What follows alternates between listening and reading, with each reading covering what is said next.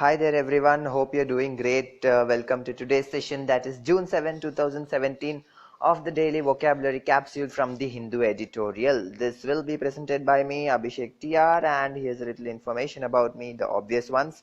I'm an engineer, an IT guy, and also an officer in a major PSU. I've cracked several government exams. I write extensively on Quora, and I'm into books, dosas, treks, and loads of music. Do follow me on Unacademy on this link to catch my latest courses.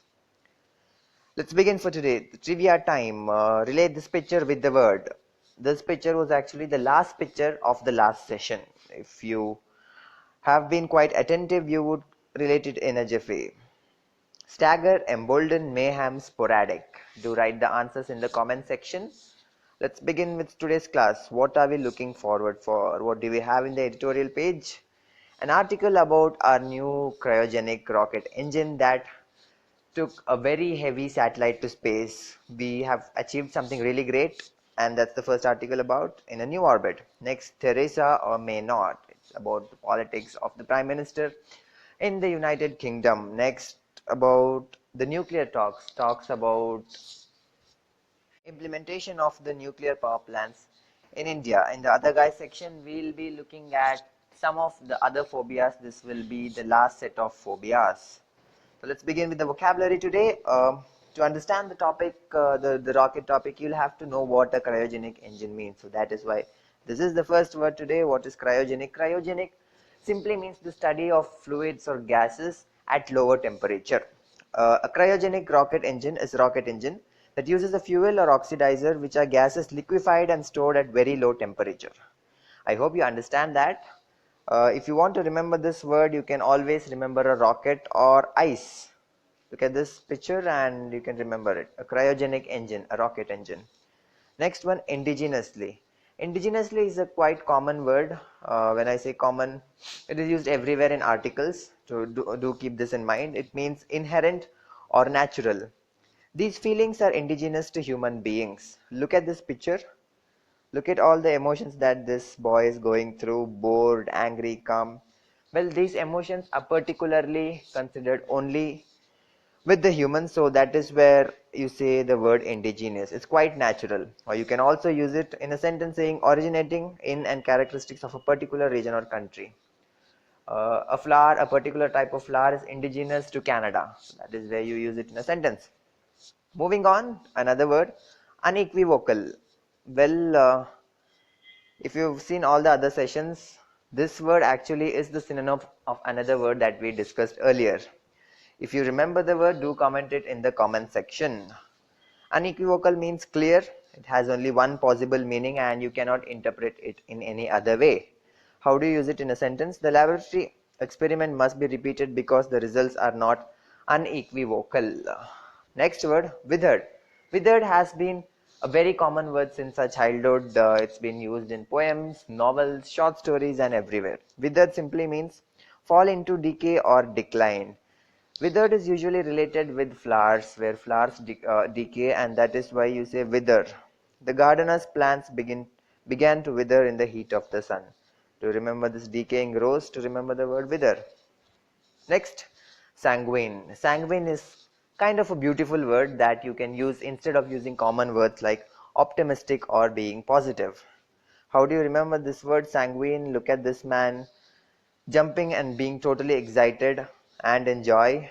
You can use it in a sentence saying, although the economy is looking better, we should still not be too sanguine about the future. So when you're using the word optimistic next time, do remember that sanguine looks kind of or sounds very beautiful. Next word, austerity. Austerity, the word itself sounds stern. It means sternness or severity of manner or attitude. If you're into college and you find a teacher that who seems very strict, then you can use the word austerity there. Even though she appeared austere, my teacher was a very kind person. Austerity can also be linked with rebellion. If you want to remember this word, do remember rebellion. People who rise up and they have a stern attitude towards something else. Next word, jitter. Again a common one. Feelings of extreme nervousness. You get jitters when you go on public speaking. So this is quite a common one. To remember this, Remember SpongeBob, all jittered and nervous about something. Next word, vindicate. Again, vindicate is something where you clear someone of blame or suspicion. I've already used this picture somewhere in the previous session. If you do remember that word, do comment it in the comment section. See, this is why I keep stressing on the fact that pictures are very important when it comes to vocabulary. You can actually connect it easily with two words, and remembering synonyms becomes more easier instead of rote learning everything. How to use it in a sentence? She will be completely vindicated by the evidence. Next words, bolster. Bolster means support or strengthen. How to use it in a sentence? If you want to feel better about yourself, you need to bolster your self-esteem. I'm sorry about this. It's supposed to be your self-esteem. How do you remember that? This finger pointing at you and saying, you can, you can. So that is what bolster is all about. The last one, catastrophic, involving or causing sudden great damage or suffering. It might be a tsunami, a bombing, an earthquake, anything that causes huge damage in a particular area, that is regarded as catastrophic. The catastrophic wreck on the highway involved over 40 vehicles. Remember this huge blast to remember the word catastrophic. Finally, we're done with the vocabulary. And in the other guys section, this is the second part of the phobias. This is actually the final part of the phobias. We'll look into some interesting phobias here. What is the fear of money called as? Money. Why do people fear money? It's called chromatophobia. Fear of money is called chromatophobia. And another interesting one, fear of holes. Small holes, large holes, ultra large holes. Why are people scared of holes? Well, it's called as triophobia. Next, it's another weird one. It's something that kept me smiling at this. It's called papaphobia, the fear of the Pope. Pope has been regarded as someone very innocent and someone who's powerful and someone whose words have deep meaning, but there are people who are scared of the Pope and they are known to have papaphobia. Next one, fear of popping balloons, globophobia. Actually, I have this fear of popping balloon. When someone pops the balloon, you go all scared and you just have this intention that it might happen all over again. That's called globophobia. There are people who love beard and then there are people who hate beard. The people who are scared of beard are known to be suffering from pogonophobia.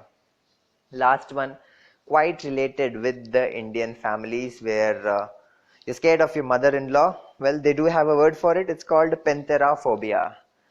Well, daughters, if you're going to remember this word, it might be quite helpful for you. But make sure that you don't suffer from this phobia at any cost. So that's about it for today. Do rate, review and recommend this course. If you got any suggestions, drop it in the comment section. I'll look into it and try to improve this course as soon as possible and in a better way. Alright, that's it for today. Signing off, this is Abhishek TR. Take care and bye-bye.